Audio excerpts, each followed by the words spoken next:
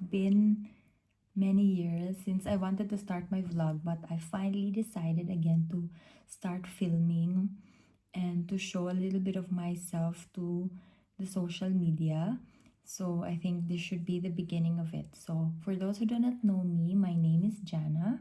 I'm 29. I am a mom and a wife. I am a Filipina basically who is settled here in the beautiful country of India.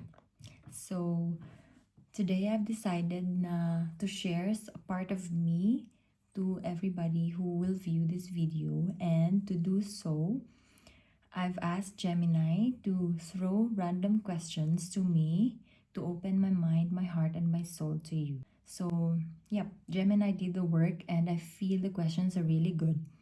So I hope I do justice in answering and, being true to myself para naman makilala niyo ako ng konti. So, yeah, thank you so much for your time. Let's get started. Right. So, the first question is regarding the mind. So, I'll just probably do random things, one at a time. One question for the mind, one for the heart, and then one for the soul. So, the first question is about mental transitions. How do you mentally bridge the gap between the person you were in the Philippines and the woman you have become in India?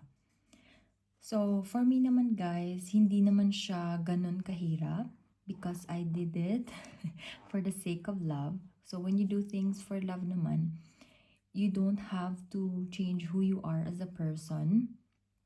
I feel I didn't change who I am as a person. I bridged the gap between who I was and who I am by embracing na lang. So, I had to embrace yung mga changes as per, I was single in the Philippines, tapos here in India, I got married, and eventually we had a son. So, it's not that hard, honestly. So, ano lang siya guys, when you do things for love talaga, eventually, it'll just flow. Just flow with the flow and embrace who you are becoming. So, number 2 question will be from the heart. So, the language of love beyond words.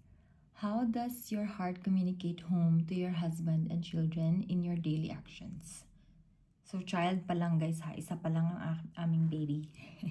And I'm not planning to add one more yet until some time. So, yeah. I think the right person to ask that is my husband. But as per my POV, when I say home, ano ba? I always try to make them feel home in the sense that I take care of them. I take care of them in the best way that I can. Like, one of my language of love talaga is acts of service. I'm not that much into words, but I try my best also naman na alamin kung ano talaga yung language of love din ng aking husband. Tsaka tinatry ko naman na, gampanan yung role as a wife and the mom to my son. And I hope that they feel home with me. So, next question is from the soul. Spiritual anchors. How do you keep your spiritual fire burning when you are far from the familiar, very good question, familiar religious or community traditions of your childhood? So this one is very big for me in the sense that I grew up being surrounded by Christian people. But here in India, ang aking mga biyanan is iba ang kanilang religion. So how do I keep my spiritual fire burning? Ito na nga yung sinasabi nila na when you are not in your, ano ba tawag dito? In your home country, iba talaga guys. So I could say that to keep my spiritual fire burning, I do my own Bible study, I do my own, you have your own connection with the God that you serve, so that wherever this life will lead you to, you are strong enough to keep your faith na talagang pinaninindigan mo kung ano yung pinaniniwalaan mo. At saka wala talagang makakapagbago nun, no matter what situations you are in. So, ganun lang. Yung pinaka-importante sa akin is yung prayer life. So, never enter a battle without a prayer. Kasi iba talaga. Ganun. So next, let's go back to the mind. Quiet reflection. In the busyness of motherhood, what is one thought or mantra you return to when you need to find your center again? So actually, when I become a mom, it was that time talaga that I wanted to do vlogging. But then suddenly I became a mom and I wanted to, pour my entire self at that very moment sa aking baby at saka sa husband ko. Kasi for me, it's very precious. I didn't grow up having a complete family around me. Basically, we can call it like a broken family. But I'm very grateful na it taught me to be very present to my own family. Na whenever I'm tired or whenever I'm occupied or sometimes it is overwhelming becoming a new mom, learning so many things without,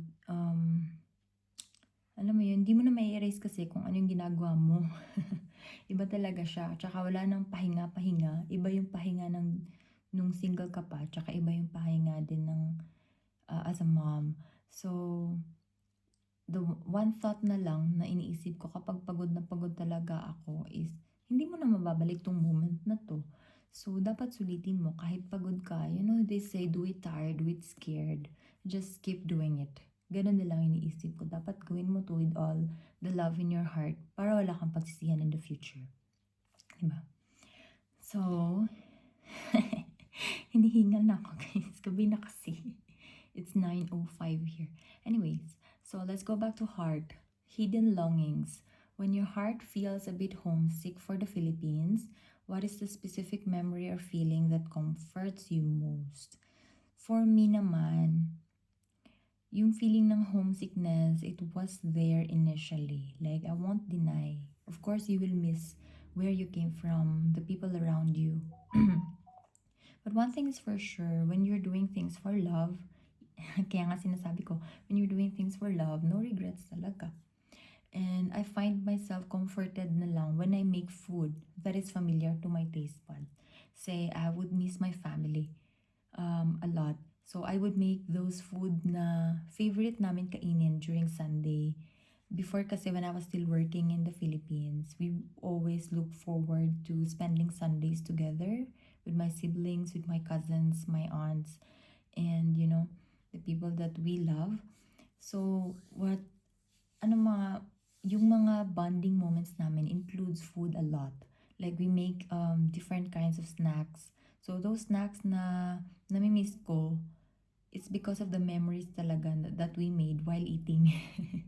So I try to make those food here in India as much as I can para maibsan naman ng konti ang pagka-homesick. So next naman is, let's go back to question for the soul. Internal legacy. If your soul had a signature, what is the one virtue you hope defines your presence in your home? That's so sweet. I hope na if there's any signature ng aking soul, I hope it's my faith. Kasi I feel na ako lang yung iba sa kanila dito sa bahay. And if there's a signature na maiiwan ko sa aking family, or the one that I'm creating right now, I hope it's faith. I hope that they remember me because of the faith that I have. Yun lang. Tsaka yun lang ang pwede ko maipamana sa aking, sa aking baby. Yun yung pinaka-importante sa akin na maipasa ko sa kanya. Well, he will have his own choice in life in the future. But I really hope that, when the word faith comes to his mind, it reminds him of me also somehow. So anyways, let's go back to the mind. Cultural wisdom. What is a piece of Filipino maternal wisdom that you find yourself applying most often to your life in a different culture? Very interesting, guys. Mapapaisip ka talaga.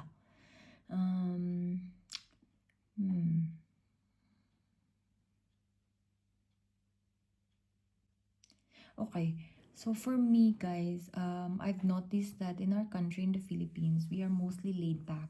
So whatever problems, whatever battles we face in life, I always notice now we know how to find small ways na maging masaya pa din. So, yun yung isang aral siguro na kini-carry on ko sa buhay ko dito na nakatira sa ibang bansa. Yung, alam mo yun, hahanap at hahanap ka pa rin ng ways na maging masaya ka. At ano ba tawag dito? At makapagpasaya ka ng ibang tao din. Ganun yung I feel na iniisip ko. Kasi hindi talaga madali kapag wala ka sa iyong home country. Marami kang adjustments na gagawin, especially yung kultura, yung tradisyon sa bahay. Iba talaga. Kaya napaka-importante na kahit minsan malungkot ka man, hahanap ka pa rin ng way na maging matatag at saka maging masaya. Ganun. So, let's go back to heart. Question is emotional resilience. Ano na lang guys? Is 1, 2, 3. Three questions left na lang. So, third to the last, emotional resilience. How has your capacity to love expanded or changed since you took on the roles of both a wife and a mother in a foreign land? Well, I feel that loving my husband was very easy. Kasi, ewan ko, it just happened, you know. Hindi mo na mai-explain yun. Pero yung maging mom ka, ibang kind of love din pala siya. At saka yung mahalin mo yung mga in-laws mo, iba din siya. And it's because hindi nila ginawang mahirap para sa akin na mahalin din sila. Ganun yun. Kaya, I could say na hindi siya ganun kahirap. Nag-expand talaga ang capacity na magmahal kasi madali naman silang mahalin. Ganun lang. Anyways, second to the last question, let's go back to the mind. Growth. What is something new you've learned about your own intellectual or emotional capacity since moving and starting a family? Sobrang dami guys. I would say na iba talaga kapag nag-asawa ka na, tsaka nagkaanak ka na. Sobrang daming growth. Hindi ko na nga mabilang siguro. Kasi maraming times na akala ko hindi ko na kaya. Nakakapagod na. It's too tiring. Pero na-overcome mo. At saka hindi mo namamalayan, ay, nakaya ko na pala. Ganun. Ano pa nga ba? Na-learn ko din na ang dami mo palang gagawin para sa word na love. Alam mo yun, ang dami mong natututunan sa sarili mo na kaya mo pala. One thing also siguro is that the emotional capacity na na-learn ko is na kaya mong baliwalain na yung maliliit na bagay, yung mga dati nga may mga tampuhan kayo na mga, ngayon maliliit na lang siya, hindi ko na minamind kasi nakaka-stress lang. Alam mo yun? Minsan kasi may mga expectation tayo sa ating partner na hindi nila na-fulfill. Tapos hindi naman sila manghuhula para hulaan yun. So, minsan talaga kailangan mong sabihin, tsaka i-learn mo yung yung way ng expression nila. Meron kasi mga lalaki na magaling sa pagpananalita, alam nila kung paano i-convey yung mga feelings nila, tsaka alam nila kung paano kasuyuin, ganun. Mostly kasi guys, ay hindi ko alam sa akin na lang POV. Sa aking partner kasi, marunong naman siya manuyo. So, hindi na ganun kahirap din ang adjustment ko doon kapag nagtatampo ako ganun. Pero madalang lang naman ako magtampo kasi hindi naman din perfect ang aming relationship, but you know, you learn and you would expand. You're gonna expand your patience, your love, and understanding for each other para mag-work yung relationship nyo. Ganun. So guys, we are down to our last questions and you made it listening to my talks. Thank you so much. Anyways, last question na tayo guys, sa heart. So, the hearth. What is the most sacred emotional space in your home where you feel most connected to your family? Oh, napaka-sweet, guys. You know what? As a person na hindi talaga ako, I mean, I really didn't grow up with my own family na talagang, alam mo yun, complete family na lumaki kasi I'm gonna share that part maybe next time na. Sa akin pinaka ano talaga as a mom, as a wife, pinaka-sacred na emotional space sa bahay for me is the kitchen. Kasi dun ko pinupur yung love ko sa kanila. I love it when they eat the food that I make. You know, it doesn't end when you give it to them on their plate. For me, it's just the beginning actually, how they take it, how they respect the efforts that you give whenever you think. Kasi pag ikaw kasi naka-assign sa pagluluto, hindi naman assignment, sorry for the terminology, hindi naman ganun. Pero initiative mo na ba as a mom? I mean, for me, it's my initiative na talaga na ganun ang aking way of showing love, yung actions talaga. So for me, it's the kitchen. It's my sacred emotional space where I feel most connected to them because I get to feed them not just with food but with a lot of love when you're making the food. So yun. So those are the questions na generate ni Gemini. So thanks to Gemini naman for generating these lovely questions. So yun guys, yun yung 10 questions na na-generate ni Mr. Gemini. So I'm really grateful for your time. I'm really grateful na I've opened up a little bit, a part of myself here para naman you can get to know a little bit about me. So yeah, thank you so much for your time. Bye-bye!